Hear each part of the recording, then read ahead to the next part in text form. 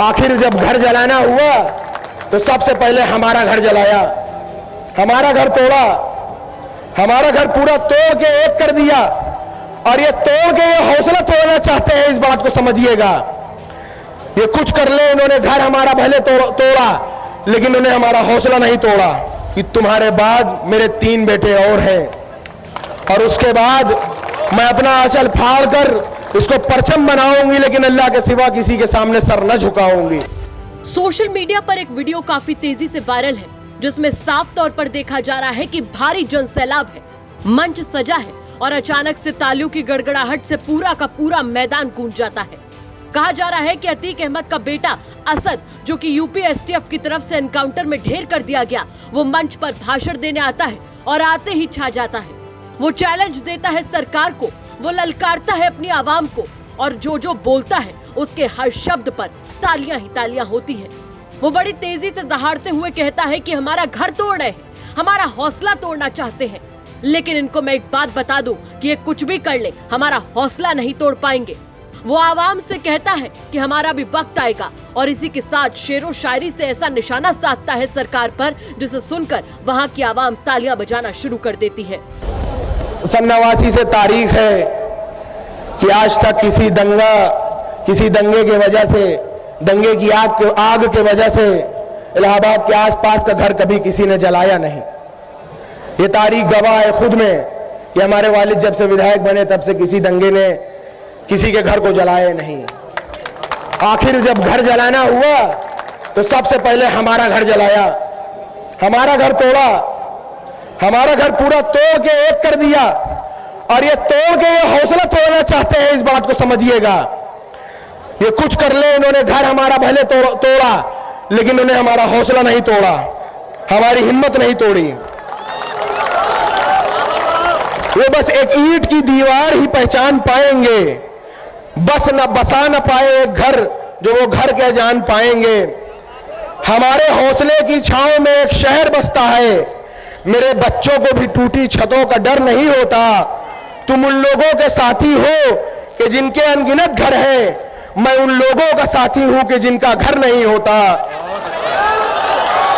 हमारा वक्त आएगा, सुनो सच्ची कहानी है, हमारा वक्त आएगा, सुनो सच्ची कहानी है। हमारे और बदले की रिवायत भी पुरानी है। तैयार रहना कि एक एक ईंट जिस हाथों ने गिराई है, तैयार रहना कि एक एक ईंट जिन हाथों ने गिराई है, एक एक ईंट उन्हीं हाथों से वापस लगवानी है। इसी के साथ वो कहता है कि मैंने अपनी माँ से पूछा। यहाँ वो शाइस्ता परवीन की ओर इशारा करता है कि आपको बुरा नहीं लगता कि आवाम की भलाई सोचने वाले पिता यानी अतीक अहमद, चाचा यानी अशरफ और बड़ा भाई यानी उमर जेल में है, और अगर कल को मुझे भी इस लड़ाई में शहीद होना पड़े तो आप आंसू तो नहीं बहाएंगी। जिस पर सुनिए वो आगे क्या बताता है।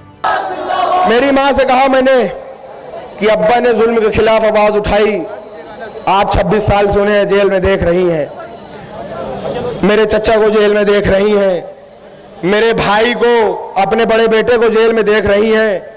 कल को मुझे इस लड़ाई में शहीद होना पड़े तो आंसू न बहाना। तो उन्होंने जवाब दिया कि तुम्हारे बाद मेरे 3 बेटे और हैं, और उसके बाद मैं अपना आंचल फाड़ कर इसको परचम बनाऊंगी, लेकिन अल्लाह के सिवा किसी के सामने सर न झुकाऊंगी।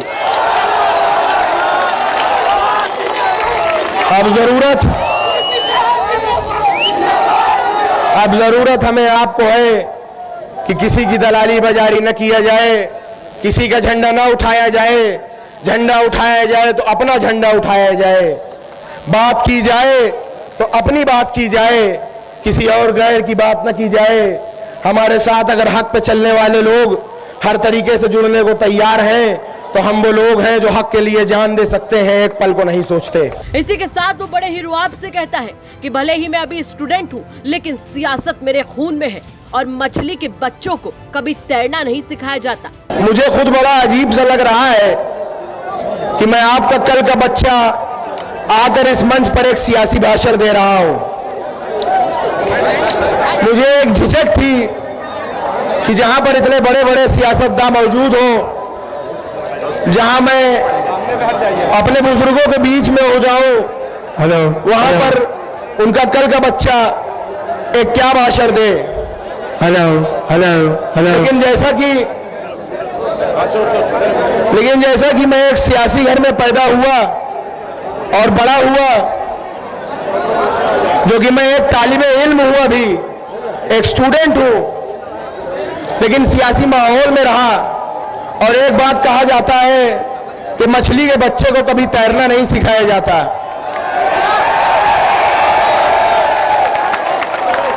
वही खून मेरी भी रगों में है, वही हौसला, वही ताकत, वही जज्बात मेरी भी रगों में है, लड़ने की कुव्वत मेरी भी रगों में है। उसी बाप की औलाद हूं मैं भी। वहीं अगर आपको याद होगा तो असद के एनकाउंटर पे असदुद्दीन ओवैसी काफी भड़कते हैं और इसे मजहब से जोड़ते हैं। तो इस पुराने वायरल हो रहे वीडियो में साफ देखा जा सकता है कि ओवैसी मंच पर बैठे हैं और जैसे कि बताया जा रहा है कि असद मंच पर मौजूद है।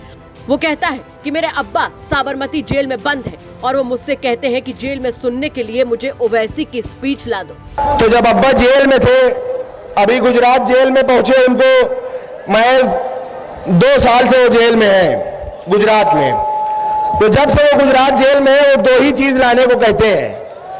एक अर्तुगरुल की सीरीज ले आ दो,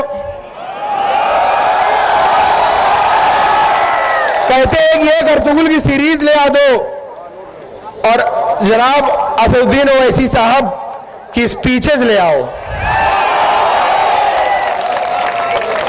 यहां तक कि ये जुनून उनकी स्पीच को सुनने का कि जो जब सांसद थे उस समय के जो अब्बा के पीए थे, उनको दिल्ली में कहलाया कि जब मैं सांसद था और उससे पहले उस जमाने के जो असदुद्दीन ओवैसी साहब की स्पीचेस हैं वो मुझे पेन ड्राइव में करके जेल भेजो, ये तक कहलाया गया। तो सुना आपने, ये काफी पुराना वीडियो है जो असद के एनकाउंटर के बाद से ही काफी ज्यादा वायरल हो रहा है। लेकिन हम आपको बता दें कि वीडियो असद का नहीं बल्कि उसके बड़े भाई अली का है, जो कि इस वक्त नैनी जेल में बंद है। सोशल मीडिया पर वायरल इस वीडियो को लेकर कहा जा रहा है कि ये वीडियो असद का है, तो हम आपको बता दें कि वीडियो असद का नहीं उसके भाई अली का है। ऐसे में वीडियो असद के नाम से बिल्कुल गलत सर्कुलेट किया जा रहा है।